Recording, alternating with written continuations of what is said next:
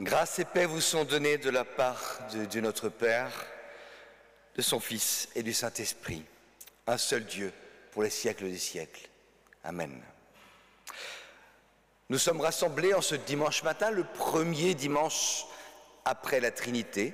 Nous en aurons comme ça quelques-uns, premier, deuxième, troisième dimanche après Trinité. Dieu nous rassemble, il est notre Créateur et nous vivons dans la liberté comme ses enfants en ses enfants. Il est la paix et par lui nous pouvons vivre, réconciliés les uns avec les autres, réconciliés avec lui. Ce culte a comme thème appelé à l'amour et comme verset particulier et surprenant avec un titre comme celui-ci qui est « Jésus dit à ses disciples, celui qui vous écoute m'écoute, celui qui vous rejette me rejette ». Paradoxe dès le départ du culte entre le verset qui nous est proposé et son titre « Appelé à l'amour ». Avant de prendre le premier répond, je remercie François qui a travaillé à la préparation de ce culte avec moi. Nous serons à deux voix et Olivier Virvas, la troisième voix du culte qui nous a rejoints. Et nous pensons à Nampoena et Evaniela qui ont dû aller à Paris d'urgence. Nous venons dans ta maison et nous nous assemblons pour t'adorer.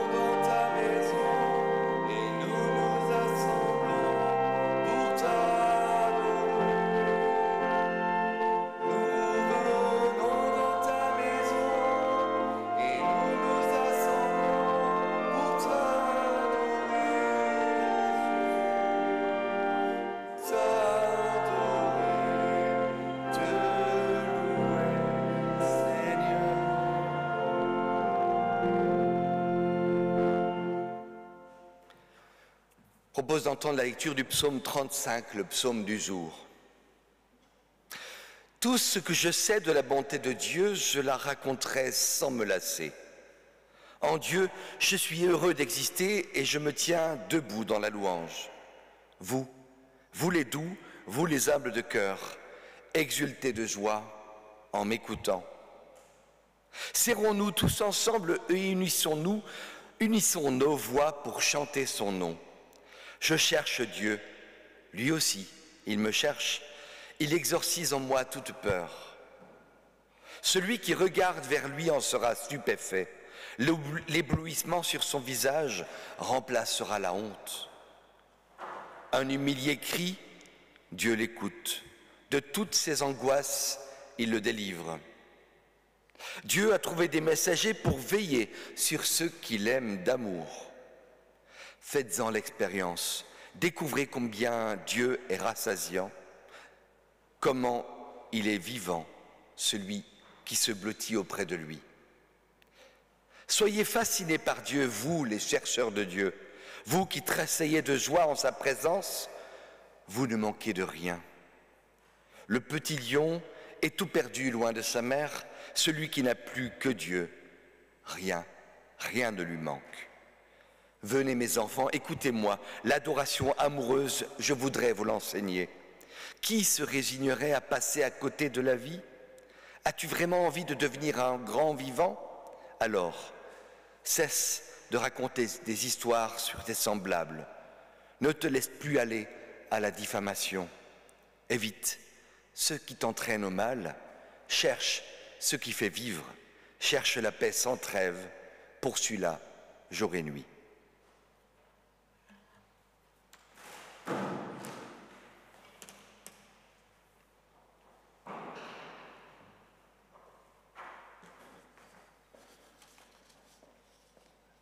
Nous louons notre Dieu.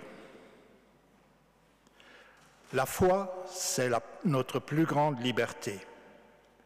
Par amour pour toi, Seigneur, nous ne saurions y renoncer, afin de t'apporter louange et salutation. Dieu, tu obtiens ta louange des croyants auxquels nous appartenons. Maintiens-nous dans ton amour infini. Amen. Et nous chantons le cantique 91 qui demeure auprès du Seigneur.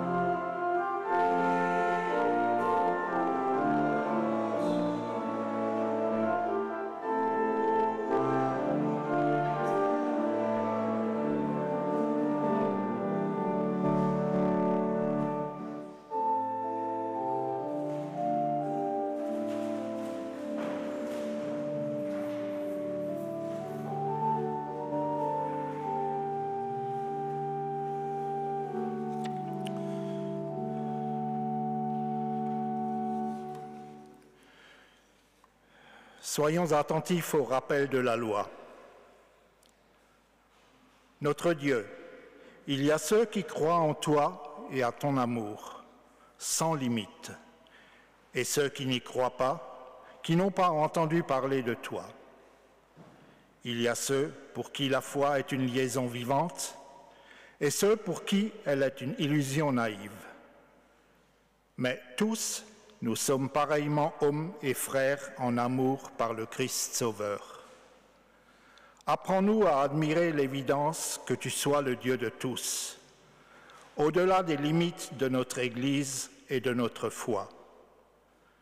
Jésus vous propose de suivre ses commandements en vous aimant sincèrement les uns les autres.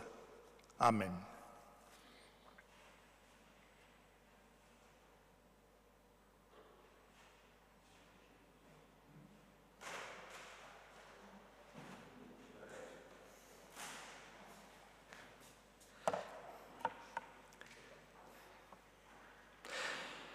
Dévoilons notre faiblesse à Dieu en confessant notre situation d'homme pécheur et de femme aussi. Seigneur, j'ai besoin de me poser devant toi. J'ai besoin de poser devant toi le poids lassant de mon péché. J'ai besoin que cessent les alibis et les excuses qui ne trompent personne, et surtout pas moi. J'ai besoin que cessent les regrets et les tourments qui ne délivrent personne, et surtout pas moi.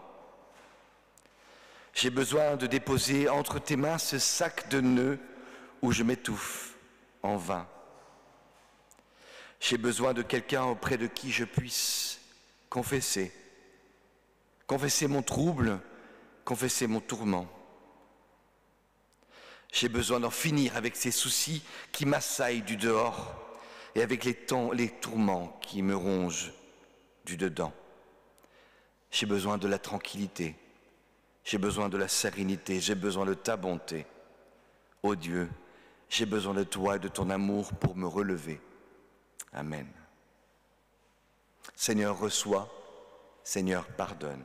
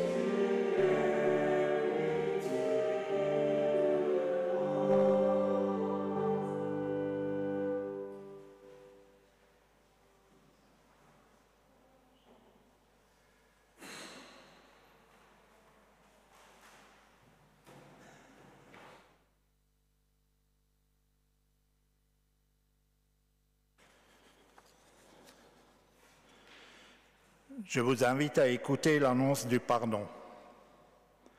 Recevez l'amour de notre Dieu avec son pardon. Tout, désormais, devient possible. Par son infinie bonté, le Seigneur nous accorde le pardon que nous implorons pour nos écarts, nos erreurs, nos oublis. Soyons humbles et reconnaissants.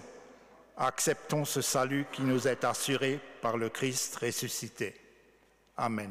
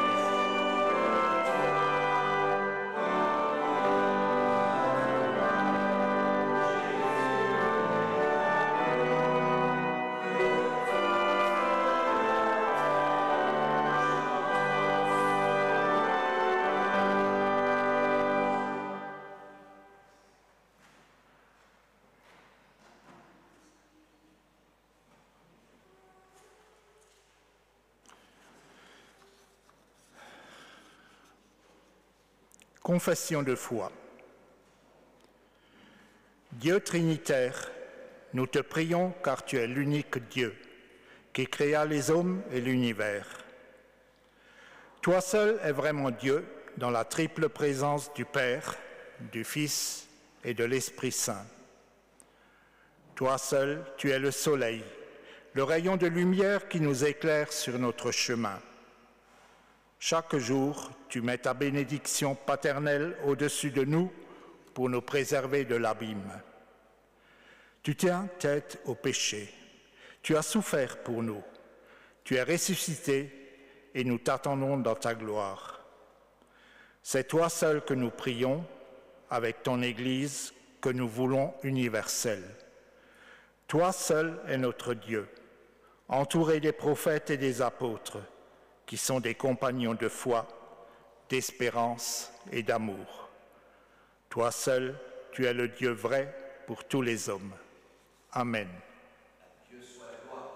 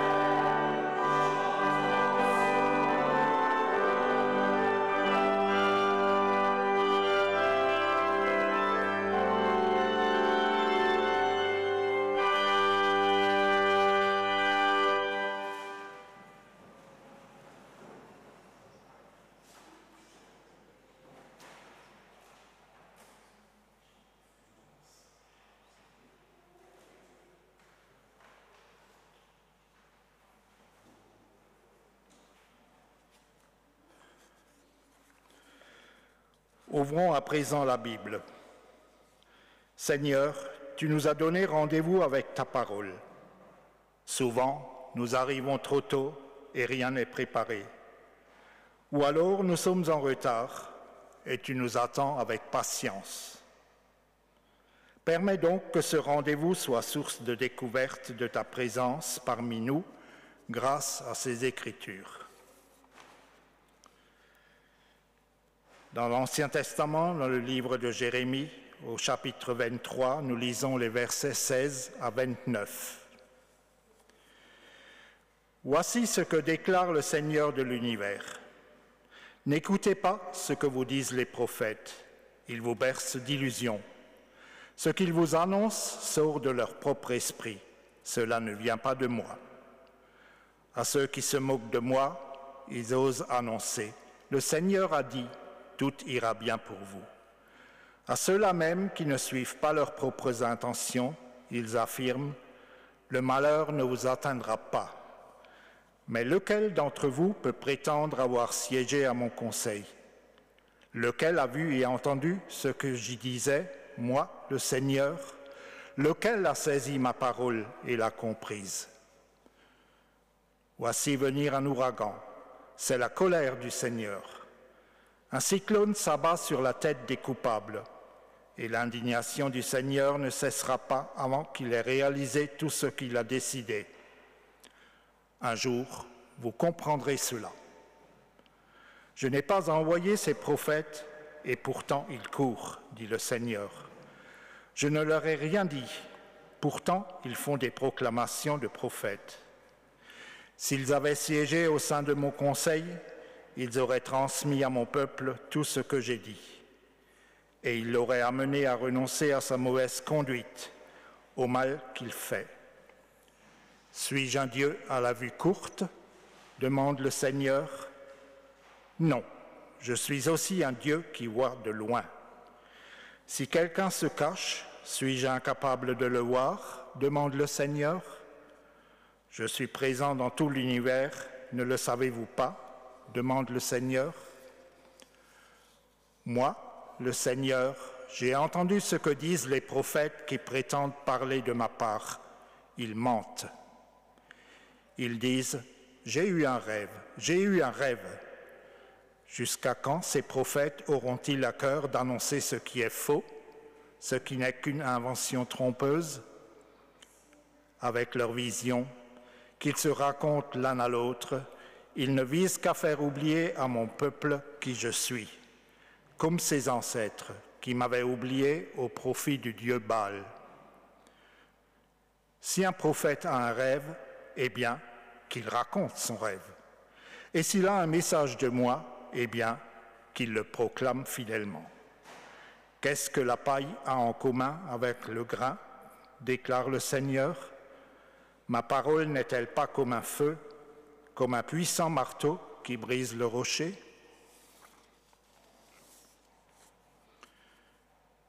En deuxième lecture, en l'épître de Jean, au chapitre 4, les versets 13 à 21. Voici comment nous savons que nous demeurons en Dieu et qu'il demeure en nous. Il nous a donné son esprit. Et nous avons vu et nous témoignons que le Père a envoyé son Fils pour être le Sauveur du monde. Si une personne reconnaît que Jésus est le Fils de Dieu, Dieu demeure en elle et elle demeure en Dieu. Et nous savons et nous croyons que Dieu nous aime. Dieu est amour. Celui qui demeure dans l'amour demeure en Dieu et Dieu demeure en lui. Ce que vise l'amour parfait pour nous, c'est que nous soyons pleins d'assurance au jour du jugement. Nous le serons parce que notre vie dans ce monde est semblable à celle de Jésus-Christ. Il n'y a pas de crainte dans l'amour. L'amour parfait exclut la crainte. On craint quand on attend une punition, et donc, celui qui craint n'aime pas de façon parfaite. Quant à nous, nous aimons parce que Dieu nous a aimés le premier. Si quelqu'un dit « j'aime Dieu » et qu'il a de la haine envers son frère ou sa sœur, c'est un menteur. En effet, s'il n'aime pas son frère ou sa sœur qu'il voit, il ne peut pas aimer Dieu qu'il ne voit pas. Voici donc le commandement qu'il nous a donné. Celui qui aime Dieu doit aussi aimer son frère ou sa sœur.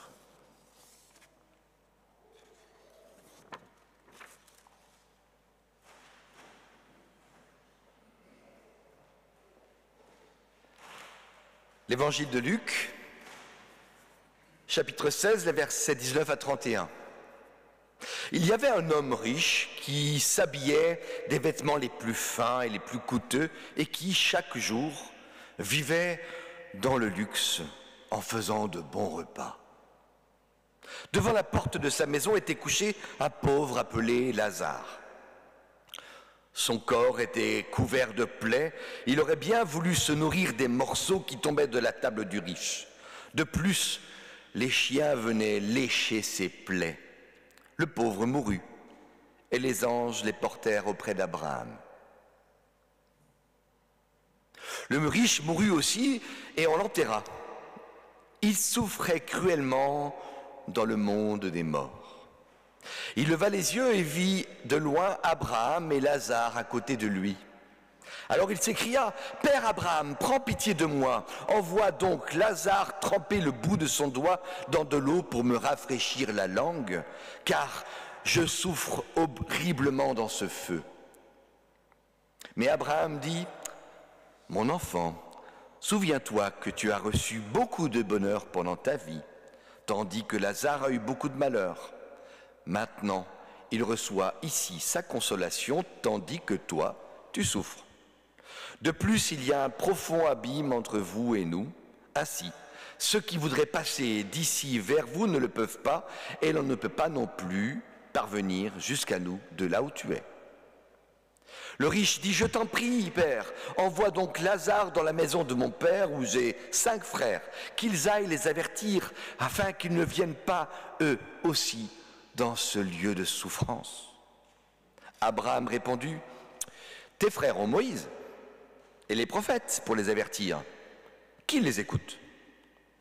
Le riche dit, cela ne suffit pas, père Abraham. Mais si quelqu'un revient de chez les morts et va les trouver, alors ils changeront de vie. Mais Abraham lui dit, s'ils ne veulent pas écouter Moïse et les prophètes, ils ne se laisseront pas persuader, même si quelqu'un ressuscitait d'entre les morts. Esprit Saint, Dieu de lumière.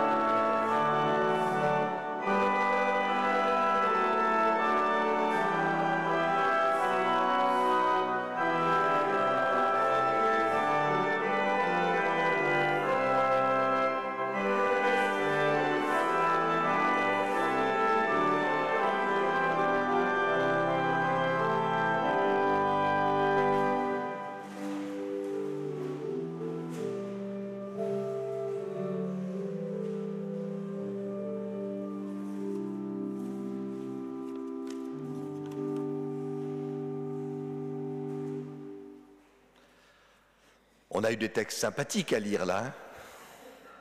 Des textes à faire trembler les murs.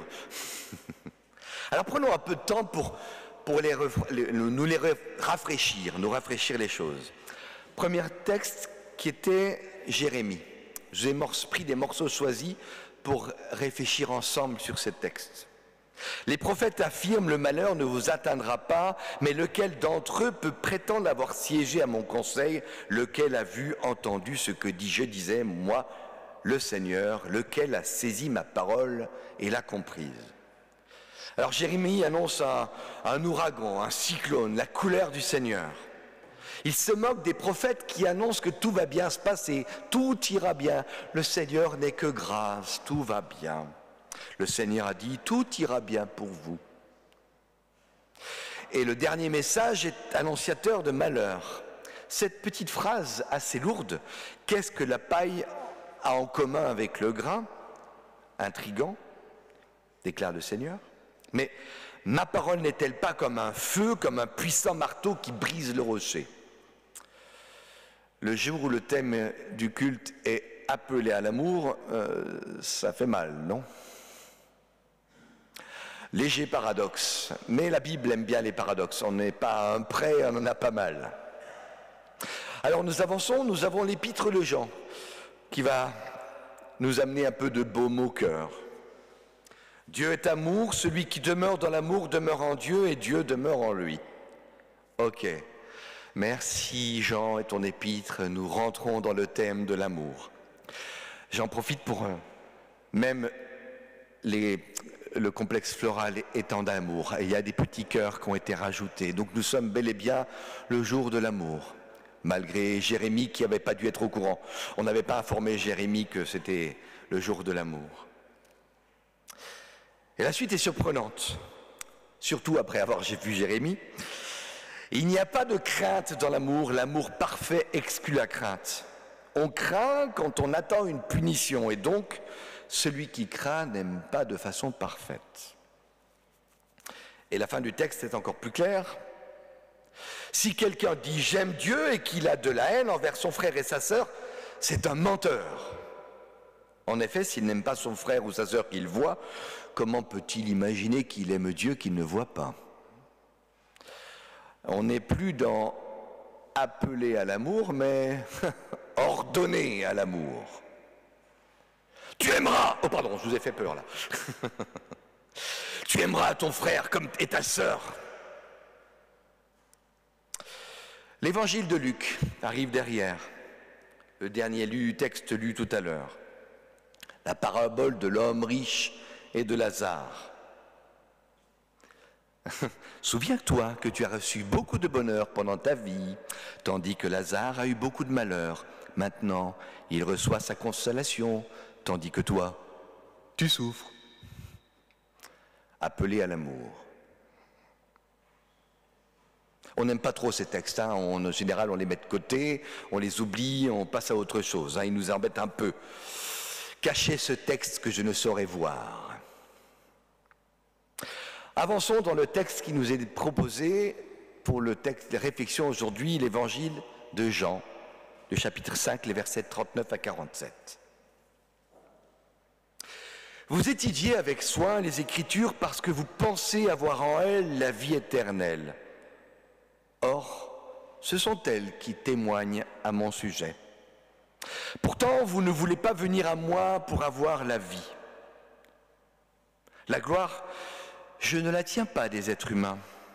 Mais je vous connais et je sais que vous n'avez pas en vous d'amour pour Dieu. Je suis venu au nom de mon Père et vous refusez de me recevoir. Par contre, si quelqu'un d'autre vient en son nom propre, vous le recevez. Comment pourriez-vous croire, vous qui recevez votre gloire les uns des autres et qui ne recherchez pas la gloire qui vient de Dieu seul? Mais ne pensez pas que je vous accuserai devant mon Père. C'est Moïse qui vous accusera, lui en qui vous avez placé votre espérance. Si vous croyez Moïse, vous me croiriez aussi, car il a écrit à mon sujet. Mais si vous ne croyez pas ce qu'il a écrit, comment croirez-vous ce que je dis? Ça s'arrange pas. Hein. On pensait qu'on allait s'améliorer, qu'on allait pouvoir entrer un peu dans l'amour, mais Jean a décidé d'être aussi un peu taquin. Moi, je vous connais et je sais que vous n'avez pas en vous d'amour pour Dieu. C'est clair. Allez, rentrez à la maison, il n'y a rien à voir. Pas besoin de se croire juste. A priori, ça ne le fait pas. Et d'après Jésus, comme d'après Jérémie, la réponse n'est pas dans les Écritures. Lisez plutôt. Vous étudiez avec soin les Écritures parce que vous pensez avoir avec elles la vie éternelle. Or, ce sont elles qui témoignent à mon sujet. Ou ce que disait Jérémie, ma parole n'est-elle pas comme un feu, comme un puissant marteau qui brise le rocher ? Mais au sein de ces paroles dures de Jésus proposées par l'évangile de Jean, il y a une petite parole de grâce qui se cache, toute petite. Ne pensez pas que moi je vous accuserai auprès de mon Père. Nous retrouvons ici, au milieu de tout ce texte un peu dur, une parole de grâce qui nous apaise. Mais alors, qu'est-ce qui nous condamne ? Si Christ ne nous condamne pas, qu'est-ce qui nous condamne ? C'est Moïse qui vous accusera, lui en qui vous avez placé votre espérance. C'est ce en quoi vous mettez votre espérance qui sera juge pour vous. Vous serez jugé en fonction de ce que vous avez mis comme espérance. C'est un vrai paradoxe. Nous sommes appelés à l'amour, appelés à l'espérance, et c'est l'espérance qui sera la nôtre qui va devenir notre juge. Nous sommes devant un ordre et un contre-ordre. Aimez-vous les uns les autres, qui est un ordre, et vous serez jugés sur votre espérance. Si vous avez l'espérance de vous aimer les uns les autres, vous serez jugés parce que vous n'aimez pas. Vous m'avez suivi ? Je répète. La notion de aimez-vous les uns les autres, qui nous est arrivée comme un ordre, comme une obligation, comme une manière de juger, si nous mettons notre espérance dans l'amour, nous serons jugés en fonction de notre espérance qui est celle de l'amour et nous serons condamnés parce que nous n'aimons pas.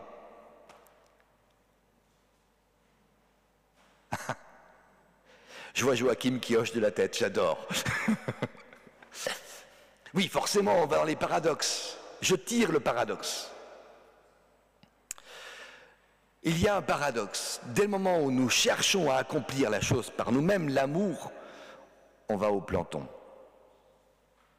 Le tu-dois, qui devient notre centre de référence, deviendra le mode de jugement par lequel nous serons jugés. Il ne faudrait pas quitter le tu-dois et rentrer dans le « il serait pas trop mal pour toi, il serait bon », éventuellement pense à. Alors ça veut dire quoi ? On va aller à l'épître de Jean à la rescousse. Si une personne reconnaît que Jésus est le Fils de Dieu, Dieu demeure en elle et elle demeure en Dieu. Et nous savons et nous croyons que Dieu nous aime. Se reconnaître enfant de Dieu permet de prendre conscience que nous ne sommes pas les maîtres du monde. Reconnaître Jésus comme Fils de Dieu, ça permet de se souvenir que notre salut est dû à un tout autre, à un autre que soi-même. Reconnaître Jésus comme Maître et Seigneur ouvre sa vie à une vie centrée sur l'amour et la grâce. On se décentre. Dans cette reconnaissance, je vois l'œuvre de la grâce. La foi qui ouvre à la grâce qui est celle de nous reconnaître, graciés. La foi qui ouvre à l'amour, la grâce qui ouvre à l'amour, la foi qui ouvre au salut. Reconnaissance dans les deux sens du terme. Ça le devient encore plus clair par la suite. Deux sens du terme, reconnaissance dans la notion de rendre grâce et reconnaissance dans le sens de reconnaître. Il n'y a pas de crainte dans l'amour. L'amour parfait exclut la crainte.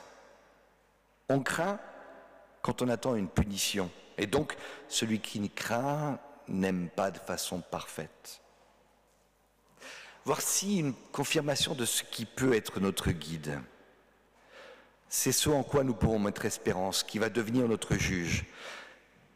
C'est ce en quoi nous avons crainte, qui va devenir notre condamnation.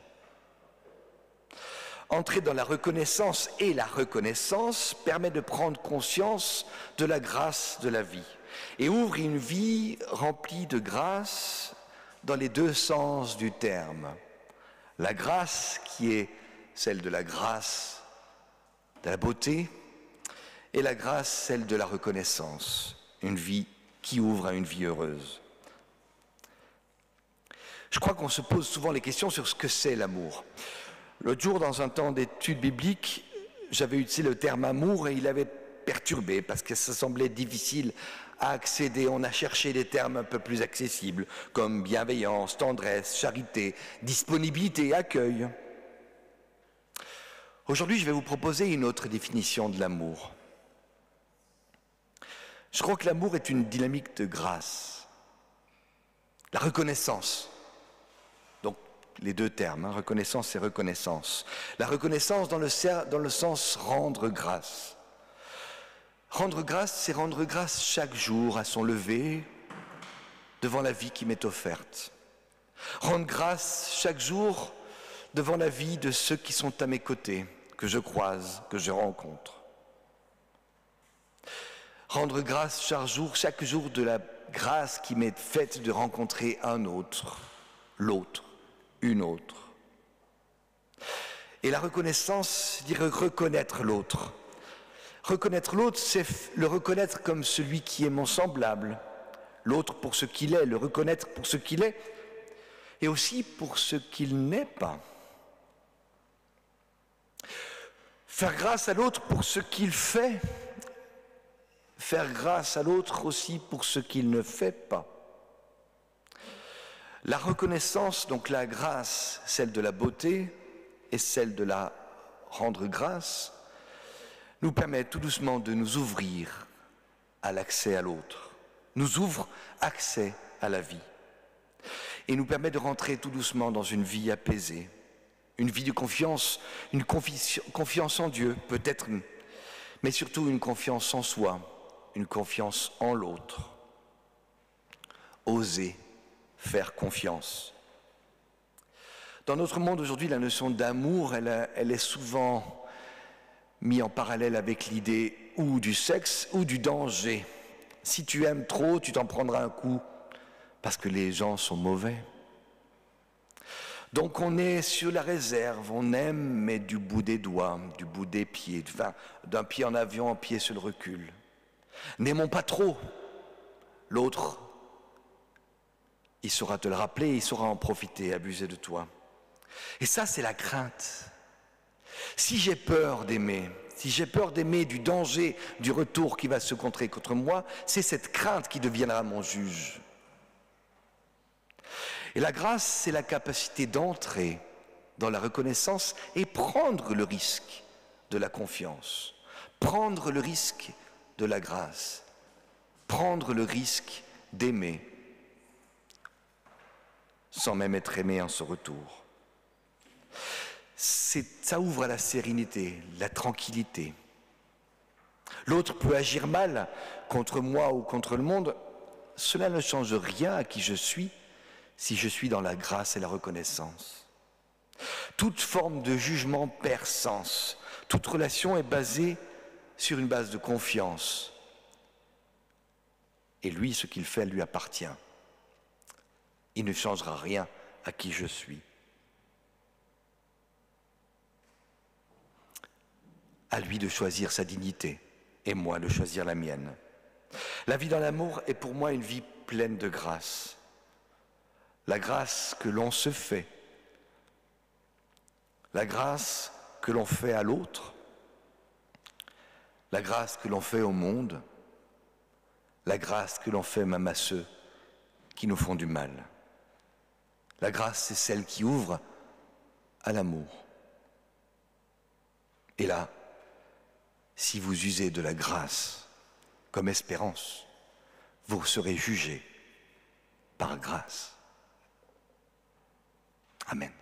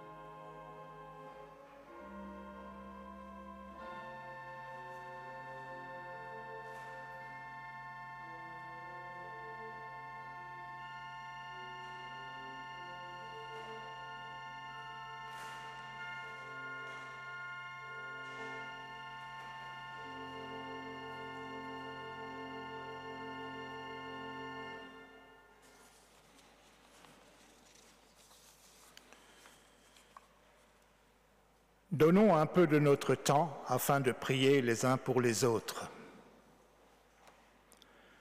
Notre Dieu, nous nous mettons en travers de tout ce qui déchire ta création et sa bonté. Nous ne restons pas les bras croisés, ni même les mains jointes. Nous intercédons pour tous ceux qui sont nos compagnons. Apprends-nous à les traiter avec amour et compassion. Nous intercédons pour l'humanité entière. Diminue les craintes, la guerre et l'hostilité, la haine et les querelles entre nations, races, classes sociales et cultures diverses. réalise la justice, qui permet la paix et procure la sécurité. Toi, tu t'es jeté toi-même en travers du monde, par ta croix visible et ton tombeau vide, afin de barrer la route aux démons de la terre. Amen. Comme nous l'avons appris de tes apôtres, nous te prions maintenant. Notre Père, qui es aux cieux, que ton nom soit sanctifié, que ton règne vienne, que ta volonté soit faite sur la terre comme au ciel. Donne-nous aujourd'hui notre pain de ce jour. Pardonne-nous nos offenses, comme nous pardonnons aussi à ceux qui nous ont offensés. Et ne nous laisse pas entrer en tentation, mais délivre-nous du mal, car c'est à toi qu'appartiennent le règne, la puissance et la gloire au siècle des siècles. Amen.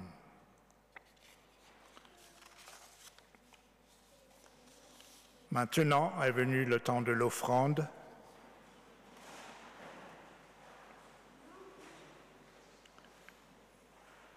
Seigneur, tout t'appartient.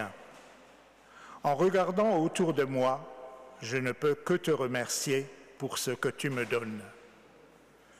Reçois mon don afin que la vie de ton Église grandisse dans la joie et l'amour.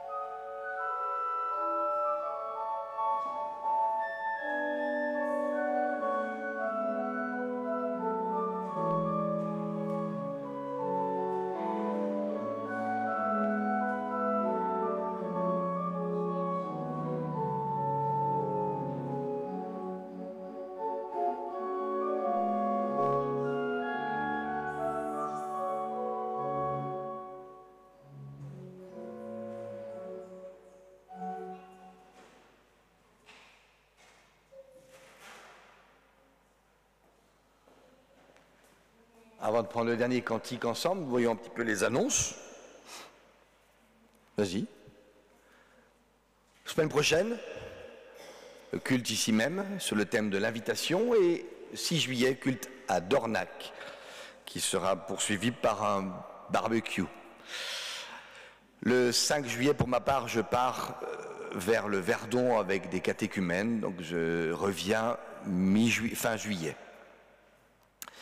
Dimanche prochain, Godly Play, ça devait être donc ici même, ça sera dans la petite salle derrière pour les enfants. Et là, les annonces pour la rentrée, les groupes d'études bibliques, donc pour le mois de septembre. Elles sont déjà annoncées, comme ça, tout le mois de juillet et août, vous aurez moyen de vous les rappeler qu'il y aura les premiers temps d'études bibliques pour la rentrée. Ensuite, cette semaine, nous faisons notre dernier, ma foi, pourquoi pas, miam miam, au restaurant Eau de Barrique. Et Le 3 juillet, conseil commun, et le prochain pour la rentrée, le 3 septembre, le conseil presbytéral de Mulhouse pour lancer cette nouvelle année scolaire. Annonce du 26 juin 2025, la rencontre des Nuits des Veilleurs à 19h30 au Temple protestant à Thann, rencontre organisée par l'ACAT. Et puis le 4 juillet et le 6, vous avez la fête aussi du Temple du Riedisheim, les 100 ans du Temple du Riedisheim. On est d'accord, c'est de l'autre côté de la gare, mais c'est pas si loin, on peut aller faire un tour. Hein. C'est un joli temple, n'hésitez pas pour un concert de jazz. Et puis c'est Rickson qui vient, donc qui est un animateur musical sur Strasbourg. Je travaillais pas mal avec lui à Cronenbourg, donc ça vaudrait le coup. Le 4 juillet. Et puis forcément le barbecue le 6 juillet, un joli temps de journée. N'hésitez pas à vous inscrire sur la feuille qui est à la sortie, et puis apporter salade et ou dessert. Ai-je oublié quelque chose? Non. Oui, j'ai oublié quelque chose, Joachim, toujours, forcément. Viens, viens, viens. Ah ben, non, c'est par là. Oui.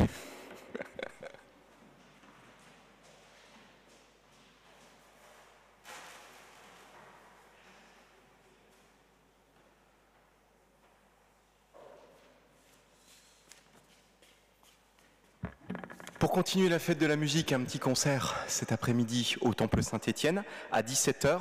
C'est un concert solidaire. Les bénéfices du concert iront à l'association Nadia Espoir, voilà, au bénéfice des victimes de la guerre en Ukraine. Concert solidaire à 17h avec Irina Duvari et Stas Fekete, un concert de violoncelle et chant, violoncelle et voix, qui reprendront, le duo reprendra des grands classiques de variété française. Voilà. Aussi, vous trouverez une petite feuille. Elle n'existe pas encore, mais je vais la déposer sur la table à l'entrée. Ce sera une feuille blanche.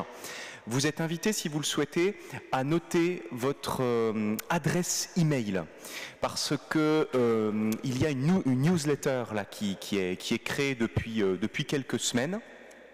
C'est un projet de newsletter, c'est en construction.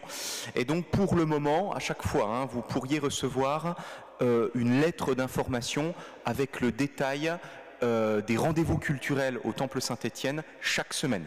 Si vous souhaitez recevoir cette information directement sur votre boîte mail, n'hésitez pas du coup à indiquer votre adresse mail sur la petite feuille que vous trouverez à l'entrée.